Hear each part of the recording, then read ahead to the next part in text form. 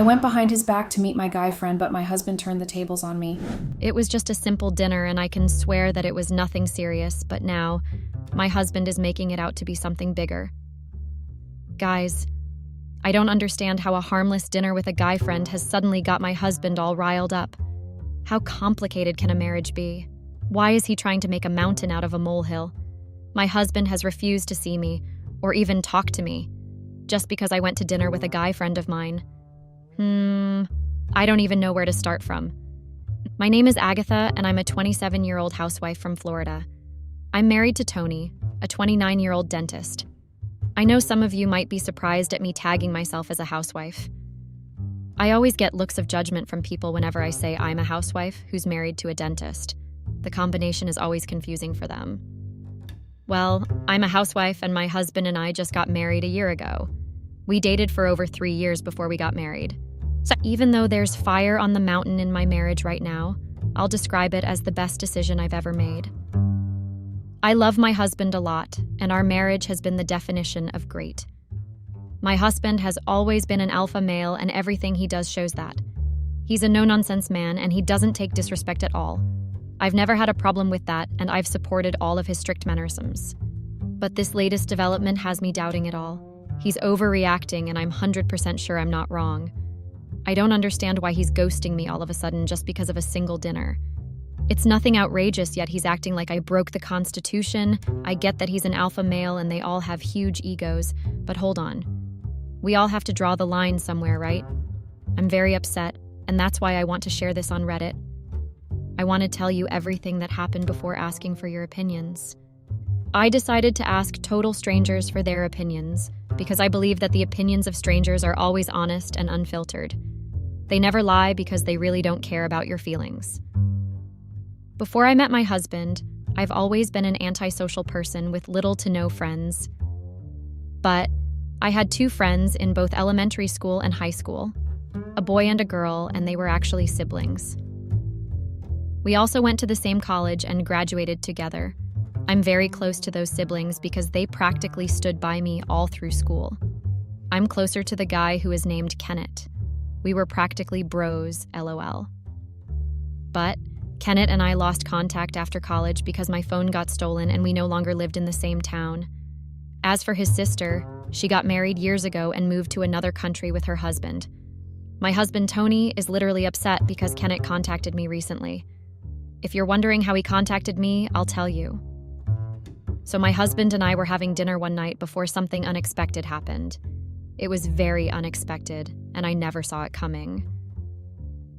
My phone suddenly rang, and when I picked it up, it was an unknown number, and the caller didn't talk for a very long time. I cut the call since the caller was taking time to pick up. I didn't want to waste time because I was at dinner with my husband, and we have a rule not to use phones during dinner except it was important. I thought it was a call from my sister because I'd been expecting her call, and that was why I picked up. The caller kept calling even after I muted the call several times. My husband finally told me to answer the call, and so I did.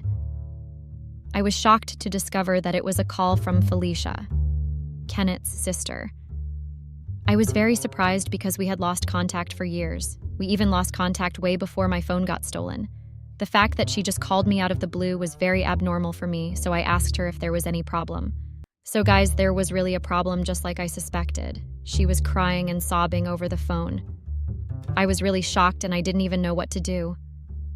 I waited for her to calm down before asking her what the problem was. She told me she had something important to tell me and wanted to see me the next day. I was very shocked to hear that from her. I was shocked because the last time I'd seen Felicia was on her wedding day. She moved to another country with her husband, just like I mentioned earlier. So I didn't get how she planned on meeting me. I asked her how she planned on meeting me, and that was when she dropped the bomb.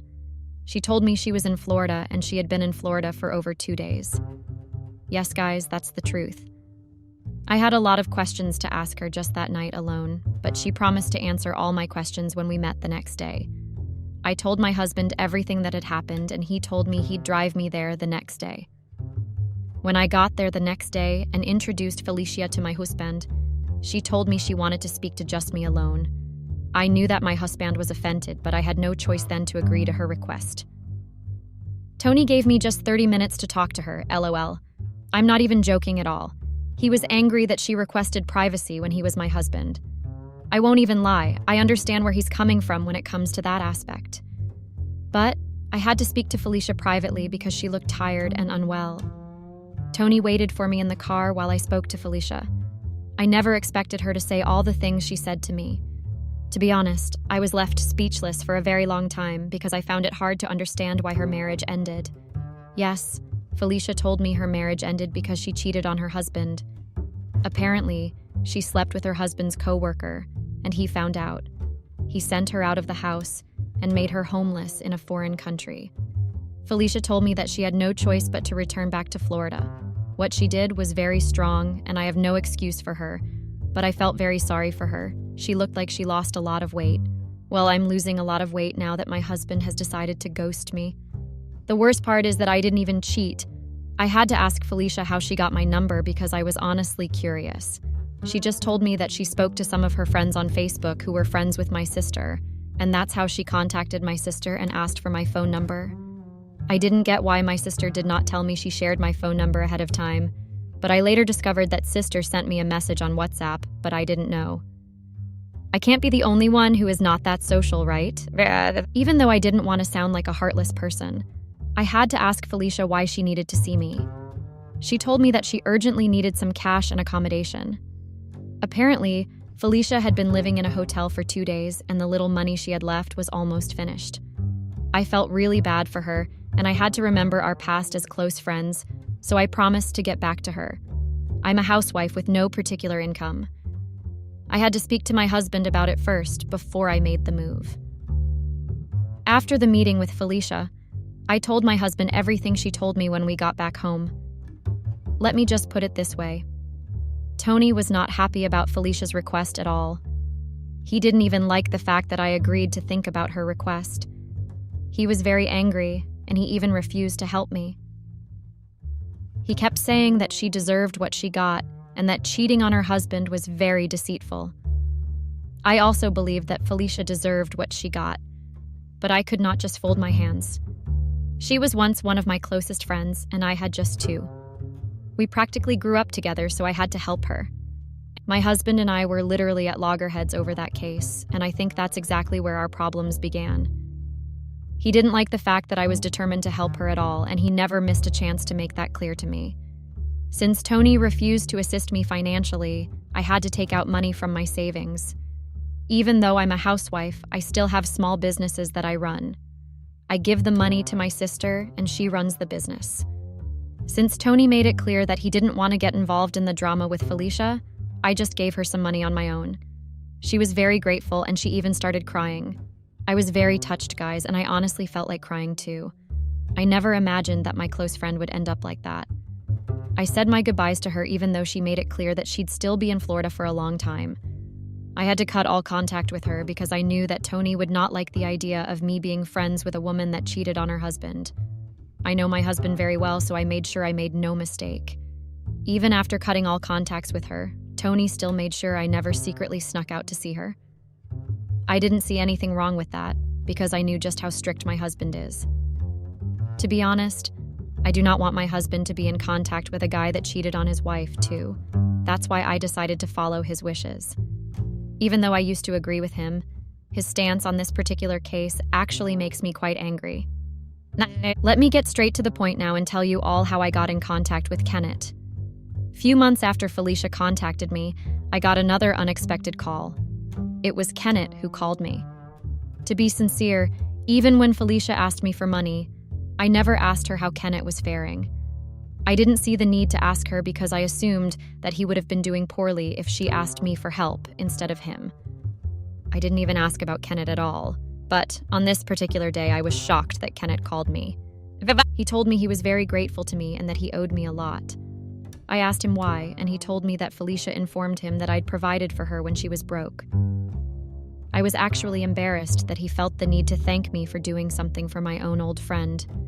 I told him not to worry about it and that it was my pleasure. Isn't that what we all say when we're tired of getting too many thanks? Well, I did the same thing. Kenneth didn't seem to want to stop. He told me that there was so much he had to tell me. He told me that a lot had happened over the years, and he would like to tell me all about it. Of course, that was the first time in years that I was talking to him. He was practically my closest friend because he was closer to me than my sister. The fact that I suddenly got a call from him unraveled me. Help me out here, guys. Was I wrong for not immediately saying no? This is an old friend that had been my friend for years. I had no malicious intentions, and that's why I didn't think it was a big deal. I didn't even say yes immediately. I told him that I'd think about it first and give him a reply after speaking to my husband. That was all I said to him. I knew that Felicia must have told him I had a husband, but I had to say it again, just in case he doubted her. Talking to Tony about it was not easy at all. In fact, it was actually very far from easy. I knew that Tony would not like that idea at all. He didn't even want me speaking to Felicia. But I had to try first. Telling him was the only option because I knew that I would feel bad if he went to see his old female friend without letting me know first. One experiment I like to do in our marriage is that I like to make sure I do not do what I would not like my husband to do to me. It works most of the time, and that is what helps in our communication skills. But now, I don't think we really have much communication skills because he's been ghosting me for days. When I spoke to him about it, his reaction was exactly how I pictured it. He didn't like the fact that both brother and sister suddenly wanted to see me after years simultaneously. He knew about Kenneth because I used to tell him about Kenneth even before we started dating officially. I used to tell him that Kenneth was a very good friend of mine and that we suddenly lost contact. Tony told me that he didn't want me to go. I didn't agree at all, and that was how we started having a lot of arguments. For me, it was not a big deal because I just wanted to go see a friend. I'd not seen him for years and I just wanted to see how he was faring. The part that baffles me the most is that Kenneth and I never even dated or had a romantic relationship. We were just close friends, and that was all there was to it. I can even swear right now that Kenneth and I never even shared or deep hug, not to even talk of a kiss. That is why I never agreed with Tony's decision not to let me see him. The only reason I even felt the need to ask for permission is because Kenneth is a guy, and I would not want my husband to see the opposite gender without telling me. I was not ready to back down, and Tony was also not ready to back down. Kenneth kept calling me and asking me if I had made up my mind yet. I discovered that he had to go on a business trip and that I was the reason it was still in Florida. I decided to wait one more week and see if Tony would change his mind, but nothing changed. That was when I decided to go see Kenneth without Tony's permission. I didn't want to keep making him stay longer in Florida when he had work to do. I also found it ridiculous that I could not even go see an old childhood friend of mine. I had to make that decision because I had wasted enough time waiting for Tony to come around. When I asked Tony to pick the date and time we should meet, he proposed that we meet at a restaurant at 6 p.m. I didn't like the fact that we were meeting in the evening, and I told him that. But he told me he had work that day, and that was why we had to meet in the evening. I just wanted to get the meeting over with, so I agreed. I left a note for Tony before he came back from work, so he would know where I went. Tony usually came back from work by 7 p.m., so I knew that I might not come back early before he came back from work. That's why I left a note. To be honest, I left up to 4 notes at different places in the house, so he would be able to see at least one. That was just my little way of making sure that he did not worry about where I was. At the end of the day, all my efforts were in vain, because Tony did not even care about all the majors I went through to make sure that he didn't misunderstand things. When I went to the restaurant to see Kenneth, I made it clear to him that I had to get back home early, so we could only talk for a maximum of 1 hour. He had no problem with that, and that was how he started telling me all about everything that had been going on in this life. He told me how Felicia refused to contact him after her husband sent her away, because she was scared of getting scolded by him. That finally made a lot of sense because I realized that she was feeling ashamed. Kenneth told me that he was now a real estate agent. I was really happy for him because I'd always known that he wanted to become a real estate agent. We talked about Felicia and how she's trying to get her life back together, and then we talked about all the developments in our life. It was nice to talk to an old friend after a long while. I didn't even finish the food before I told him I had to go. He told me he understood, and then he congratulated me on my marriage. I bade him goodbye before taking a taxi and going back home. So guys, That's literally how all the drama began. I went home and met drama. Literally. It was like there was fire on the mountain. Even before I stepped foot into the house, I could feel the tension from where I stood at the door. I don't even know how I can describe it to you all. My husband made a scene, and it was literally very surprising. Before I could even greet Tony, he started yelling at me continuously.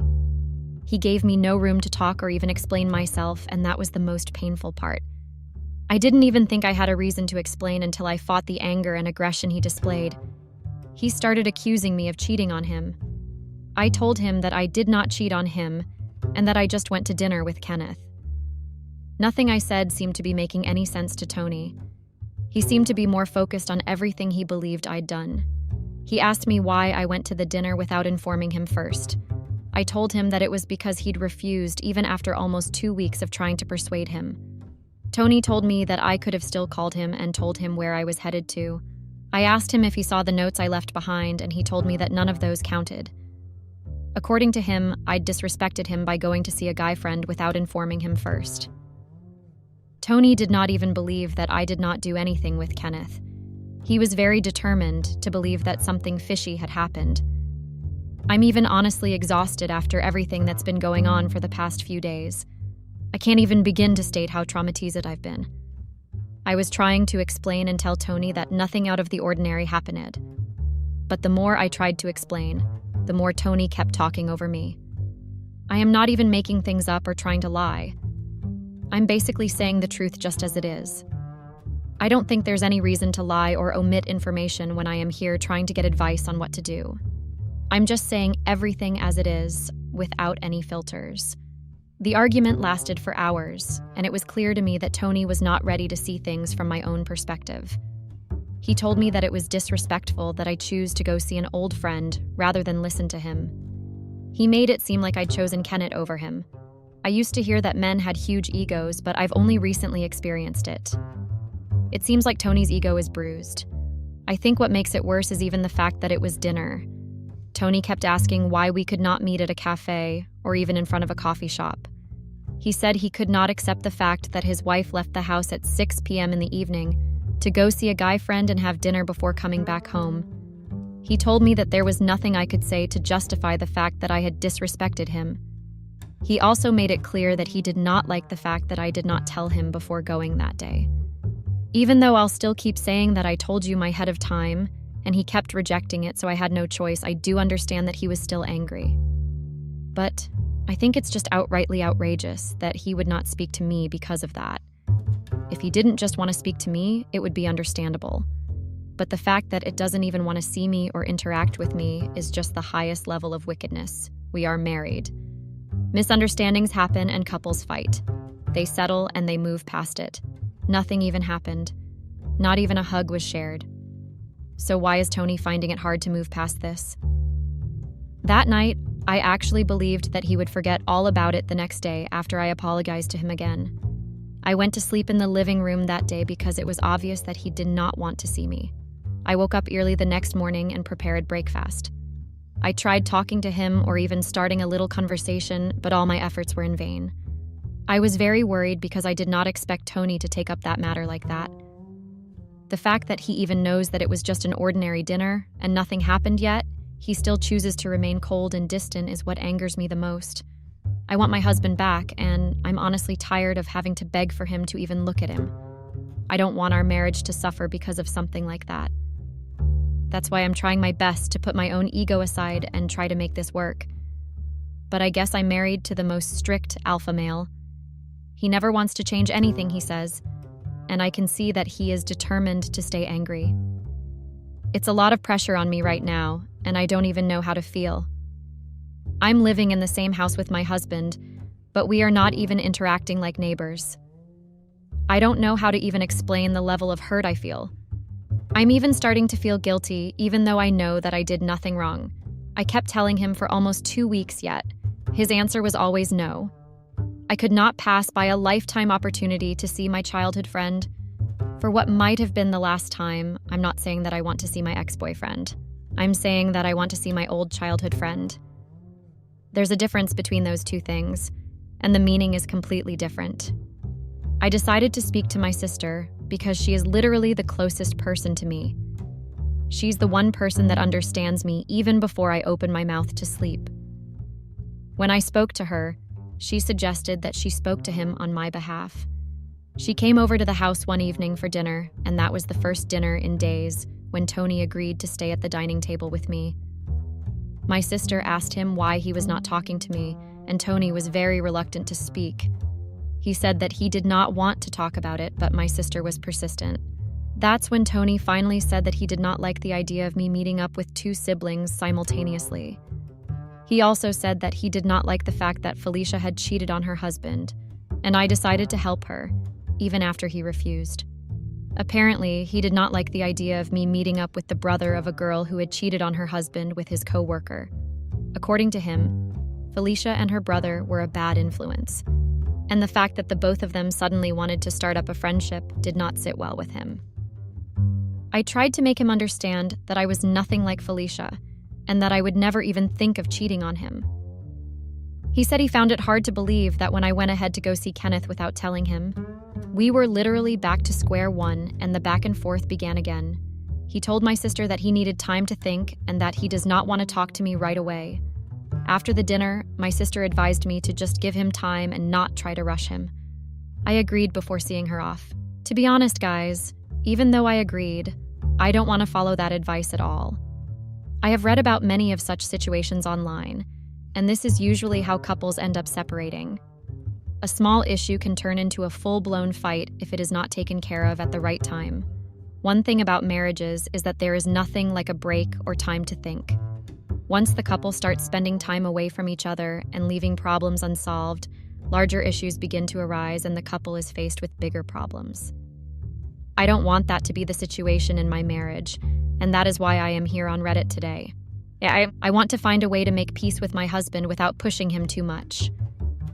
I have realized that he has a big ego and does not like the idea of his wife choosing to go to have dinner with another man rather than listening to him. Even though I still think he's being too cruel, I don't want to disregard his feelings just because it does not resonate with what I believe. He has a right to think whatever he wants to think, and I have the responsibility of clearing up what I started. My sister is also trying to make me understand that I shouldn't have left that evening without giving him a call first. After writing this out and reading it over and over again, I also believe that I could have done things differently. I don't have the same opinions I had when I first started this, but I still have my opinions.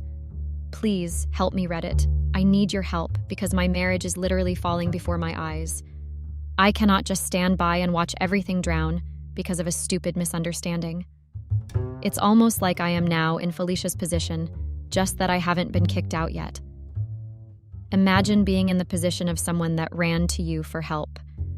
Well, it is not a great position to be, and I hope that things don't get that bad. Hopefully it won't, because I don't want to suffer for something I didn't do.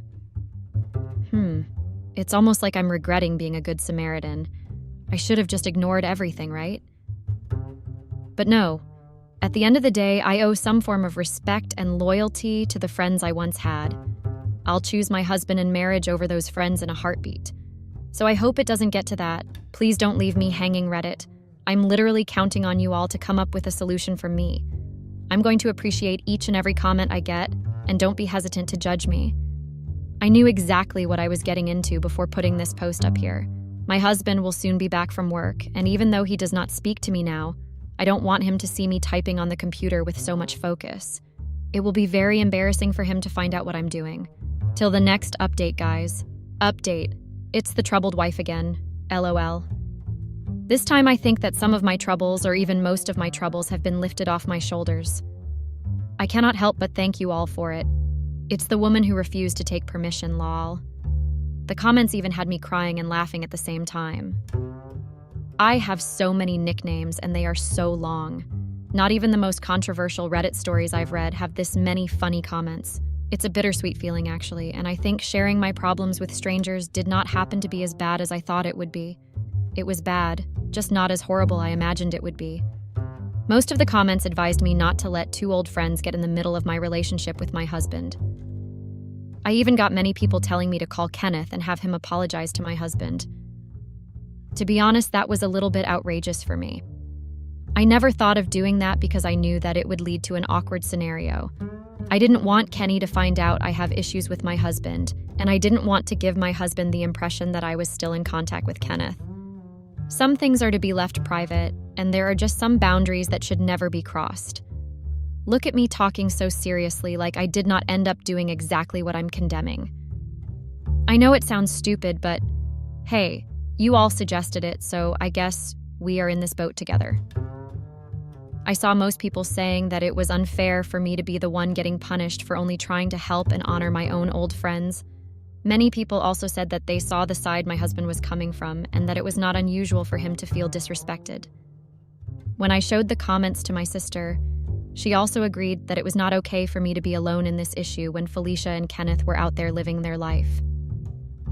Felicia is also a part of this issue because my husband cannot just stand the fact that she cheated on her husband.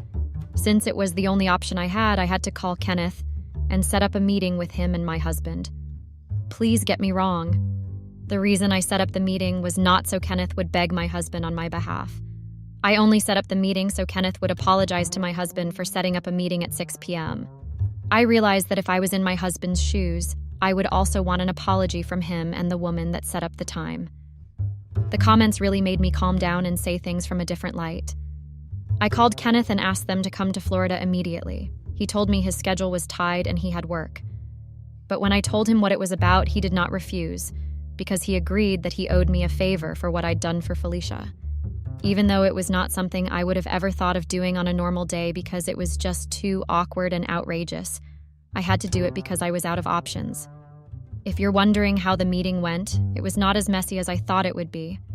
Don't get me wrong, it was definitely awkward and unusual. It was even more uncomfortable than I thought to see my husband and Kenneth in the same room. I'm just trying to say that things could have gone south really fast, but it didn't. Kenneth did not hesitate to ask for my husband's apology and explained to him that he had to work the whole day, and that was why I decided to set up the meeting that late. He also said that he had to catch up on a flight early the next morning and knew that there would be no opportunity for us to meet again, so he had no choice. My husband accepted his apology, and that was it. He didn't even bother to touch his food or try to make conversation with Kenneth. When I tried speaking to my husband later that evening, we had a long conversation, and he made me understand that the only reason he got angry was because I had gone in the evening, and I didn't even think of calling him on the phone. He said that made him feel disrespected, but he had to let it go because of how dedicated I had been to settling our issues. He also respected the majors I'd gone through just to make sure that I respected this opinion. He said he did not like the fact that I set up a meeting with Kenneth and that it was awkward, but he liked the fact that I had gone through such extreme measures. According to Tony, he wanted to teach me a lesson and make me understand that in a marriage, it was right to respect your partner's opinion. I told him that I had learnt my lesson and would not be doing that again. I got to understand that if I was in my husband's shoes, and he wanted to see an old female friend that I did not really resonate with, it would also make me upset to find out he still went to see the same person at 6 p.m. in the evening, even after I refused. I learnt my lesson from how cold and distant my husband had been towards me. I'm definitely going to start respecting certain boundaries, because no friendship is worth my marriage with my husband.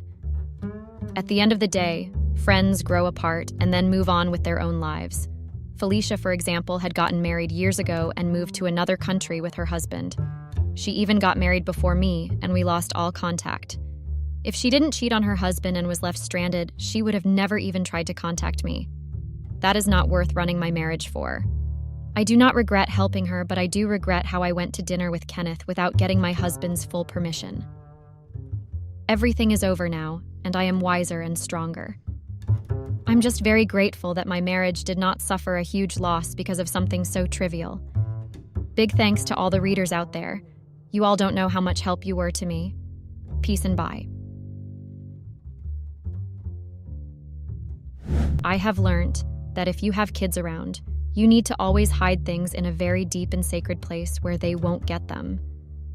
You know my kids are very smart for their age, and the pictures that they found while hunting for their favorite Christmas spy almost ruined everything. You know, it almost tore the family apart. Our Christmas Day mood went from 100% mood to a 0 real quick. I really regret what my past almost did to my family. I am still in disbelief that my deepest and darkest secret, something I had thought I had hidden and even forgot about, would be found by my own children. The worst part was that my husband saw them too. I had left my previous life behind, but I guess every dark and dirty past will always come back and haunt you in the future, if you do not deal with it and be honest about it. I still don't know what to do. Please advise me on this one. I am shattered. What I had thought would be a very good day with the family became the worst and dull day of my life. Now I am on the verge of losing everything because of pictures. I do not know how to deal with this. It's hurting me so much, and my kids no longer look at me the same. What should I do? Let me break it down for you quickly so you can get the picture of what really had transpired. My name is Stephanie, female 28. I am married to David, male 28. Well, David and I got married right after we graduated from college 4 years ago. I can say he is my high school lover. Even though we were not studying in the same high school then, we studied at the same college. We fell in love in a most unexpected way. I mean, he was an IT, the most wanted guy at school, and I was just an ordinary girl who grew up in a not-so-good background. I won't say I am proud of my background and where I am coming from, but it has taught me a lot about who I am and about life. You know, when a person with a bad background as mine says, I have tasted poverty and did some things I'm not proud of, but I did them to survive. And I have also tasted good life with so much happiness and love. So do not think, just because I am now living the life I had always wanted to live, you can easily break me and take me back to where I was. I am now a qualified urologic. I deal with male issues mostly, while I am also running a nonprofit organization for people with a background like mine. My husband and I have beautiful twins who are super naughty but wouldn't trade them for anything. I got them in my first year in college. It was a bit challenging having to focus on your studies while pregnant, especially with twins, but my husband was there throughout the whole pregnancy journey. My twins are now 9 years old, and they are the most precious gift that God has ever given me.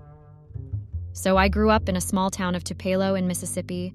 I was raised by a very violent and abusive aunt since my mother was late, and I don't even know my father. I grew up having that space of needing a father's love, attention, and protection. You know, everything that I was going through at home was unbearable to a point that I had to go out there and hustle so that my aunt would stop complaining.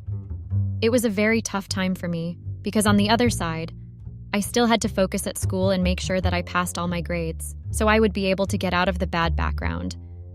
Sometimes I would wish my mother was still alive, but she passed on when I was too young. So my aunt took me in. I will always appreciate that because none of the family members wanted to take me in, so my aunt took it upon herself to take me in. A lot had happened when my mother passed on because the other family members had taken my mother's house. Meaning, if my aunt didn't take me in, I would have been a junkie maybe somewhere, sleeping under bridges. When I was in 6th grade, my aunt took me to the brothel that she once owned. I couldn't believe that she would take me to that disgusting place and actually tell me that if I still wanted to live in her house, I would have to meet her halfway and hustle. I first didn't understand what she was talking about. I mean, I was only 13 years. In my mind, I was asking myself, why would Auntie Jade introduce me to that filthy place? I mean, I would have tried other hustling options like selling sweets at school or something, but she wanted me to work at her brothel. I had no choice but to take her offer because she even threatened to kick me out of the house and deprive me food. She told me that as a woman, I had to hustle, so I would not sleep on an empty stomach. I missed my mother every day during my first time in the brothel. My aunt introduced me to some old men, saying that they were my clients. Mind you, that time, I didn't even know what the word client meant. So my aunt wanted me to do the dance for those old men and give them a show. Time passed. When I was 17, I had gotten used to the hustling and I had become a sex worker. I would get clients who needed sexual desires. There were also regulars that would only need my service. I was grateful at the fact that my aunt allowed me to go to school because that was not the life I had planned to have. So I made sure to work my butt off at school, so I would at least get a scholarship to go to college, so I would leave the hellhole. So one day, David was visiting his grandmother in the neighborhood. That was when I actually met him. Well, more like he had moved to live with his grandmother, because I found out about 2 days later that he was going to study at Tupelo High School when my aunt told me that I should play far from him. My aunt had some issues with affording people, I think, because she would always find a way or something bad to say about them. David and I became friends for a year in high school, despite my aunt's disapproval. I didn't tell David about my hustling side. I knew I had to tell him, but I didn't know how to, so I vowed to keep it to myself for as long as I live. I was too ashamed to even share what had been going on at home because I was scared of being judged. And I had thoughts that maybe he would no longer want to be my boyfriend because of my background. My aunt's brothel used to have cameras for safety purposes, so everything we did, even every client we satisfied, we got recorded just in case they wanted to take advantage of us. When I was accepted at William Carey University College of Osteopathic Medicine, I was ecstatic. One, I was glad that I would finally get a chance to live at my aunt's house and chase my goals. Even though my aunt didn't want me to go, saying who would look after the business and take care of his clients if I was not there. That time, I knew that if I didn't stand up for myself and my aunt's abusive behavior, I would never escape, and I needed to chase my dreams. Little did I know that in my first year in college, I would get pregnant and my scholarship was taken away. That was the most heartbreaking episode that I had gone through. Luckily, the peanuts that my aunt would give me after I had finished with my job, I had managed to save them, even though it was not going to be enough for the whole 4 years of study. During that time, I had to focus at school while working as a waitress in one of the nearby restaurants. David was there with me during the whole pregnancy journey, and I appreciated his support and love. Later on in my pregnancy, I had moved in with David. Our relationship had its own fair share of ups and downs, but we managed to get through every circumstance. It was a bit challenging having to take care of the children while focusing at work. I would sometimes slack on something until David suggested that we get a nanny for our kids because we were both in college, so we had to focus. Few years later, we got married during summer holidays. Before we got married, I think a few months before David and I got married, I got a call from my aunt's friend and neighbor, Auntie Haley, telling me that I had to come to my aunt's house she had passed on. I know that I should have felt some kind of hurt, or at least cry, because she had taken me into her home and groomed me, even though it wasn't a very pleasant grooming. But I felt nothing. I wasn't happy, nor sad. Is that even normal?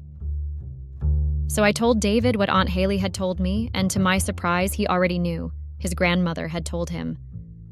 So we decided to go down to Tupelo for my aunt's burial ceremony. After we came back from the cemetery, Auntie Haley called me aside and gave me a box saying that it had everything that was dear to my aunt and some letters that she had left for me. I didn't understand why my aunt would leave letters for me, but I brushed that off. Then a few months later, David and I got married. It was the happiest day of my life. That time, our children had just turned 4 years old. They grew up to be the most precious thing that had ever happened to our lives. I still thank God every day for giving me a chance to see them grow every day.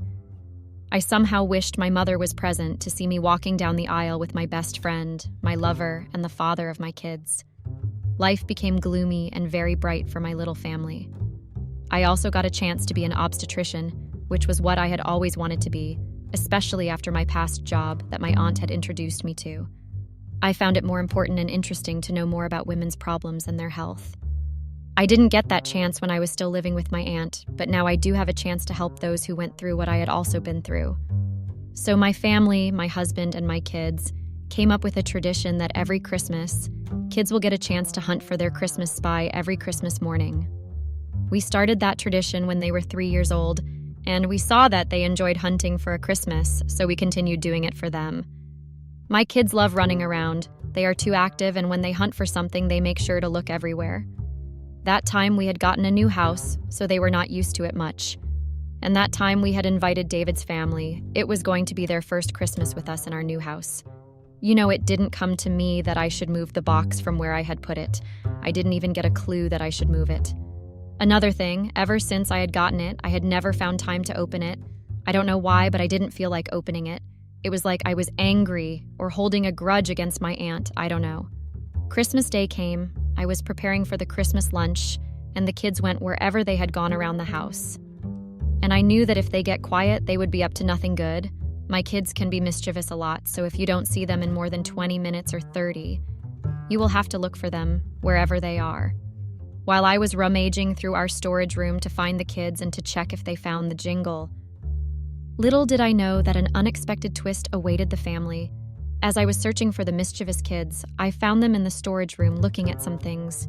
So as I went further in to see what they were looking at, I stumbled upon a box labeled Old Memories.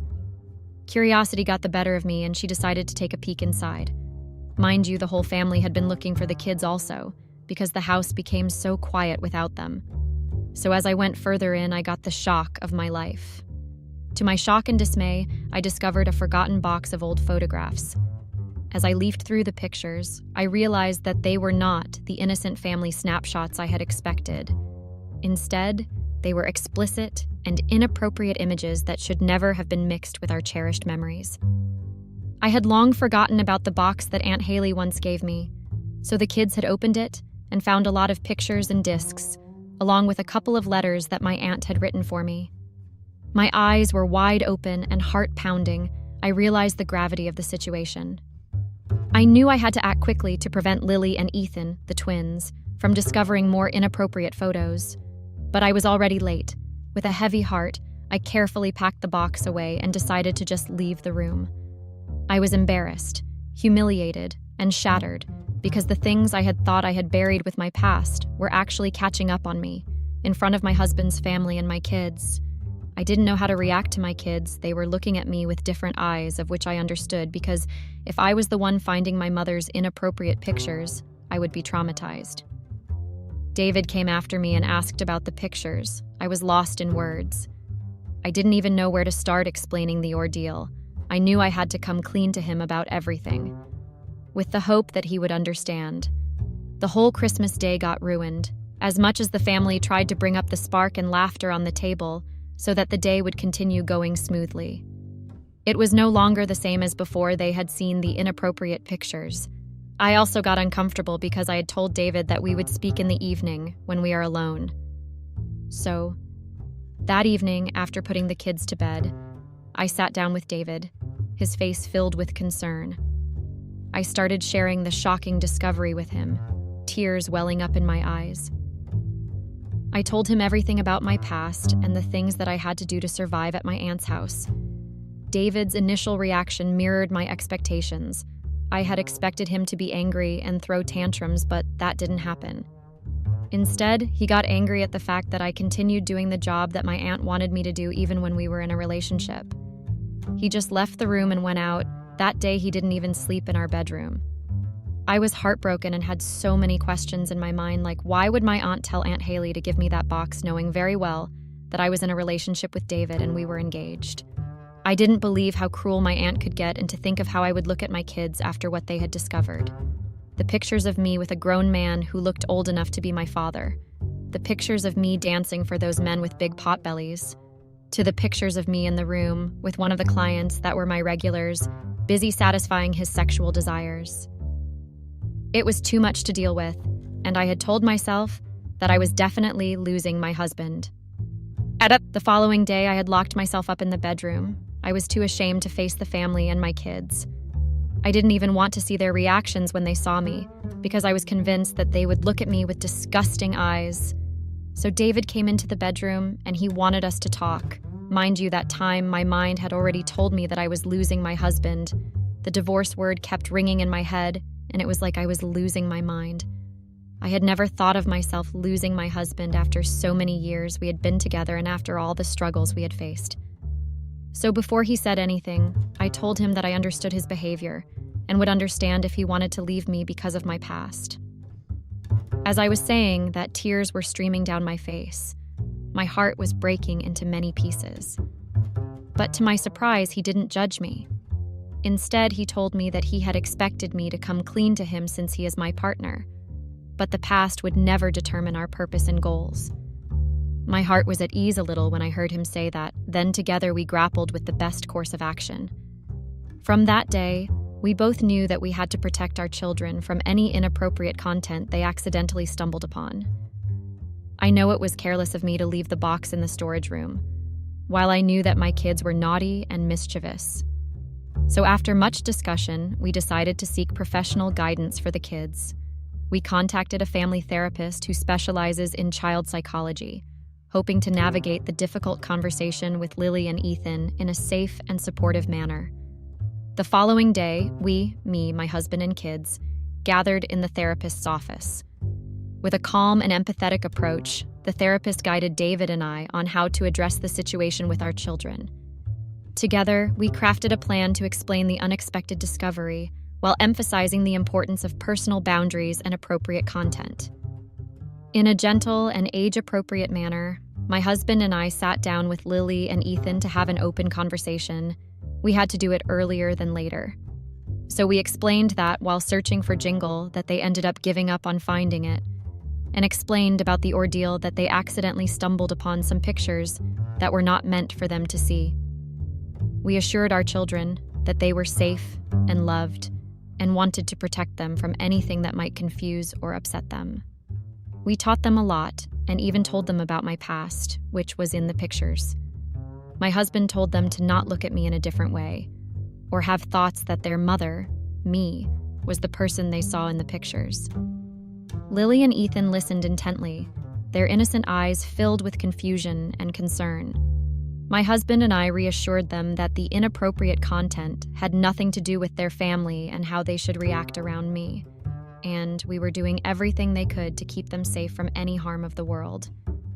We continued to emphasize the importance of trust and encouraged our children to be open and honest about any confusing or uncomfortable situations they might encounter. I love my children so much, and it would kill me in my grave to hear or see that they were treated the way I was treated by my aunt. I appreciated my husband a lot. You know, sometimes it's hard not having a father figure in your life to guide you and protect you through all life challenges. I didn't have that chance to have a relationship with my father, to a point that I agreed and submitted to everything that my aunt would say, and somehow got used to it. But my children had a chance to have a father who loved them and would do anything for them in their lives. That made my heart be at peace.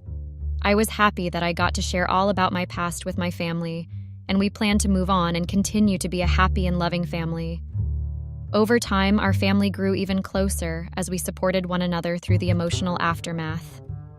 We had set a meeting with David's family and shared with them everything that happened in my past. The family was devastated by the news and couldn't believe that my aunt would do that, but I was glad that they didn't judge me, but our relationship grew closer and showed me lots of love and support. The whole decided to move forward with their lives and somehow forget about the inappropriate pictures. We would continue to support each other, cherish our time together, and never forget the importance of open communication and trust. We, my husband and I, attended therapy sessions together, discussing our feelings and fears openly, and learned valuable tools to cope with the unexpected challenges we would face in the future. As the years passed, the family healed, our bond fortified by our shared experience. My husband and I became advocates for open communication and created a safe space for our children to discuss any concerns they may have. Together, we transformed a difficult situation into an opportunity for growth and resilience. That was when I started a nonprofit organization for women who went through what I had also been through with my husband's help and support, of course. I mean, we grow through what we have been through, right? So why not help other women heal and grow from what they are going through? The unintended discovery became a pivotal moment in our lives, forever reminding us of the importance of trust, love, and the strength of our family.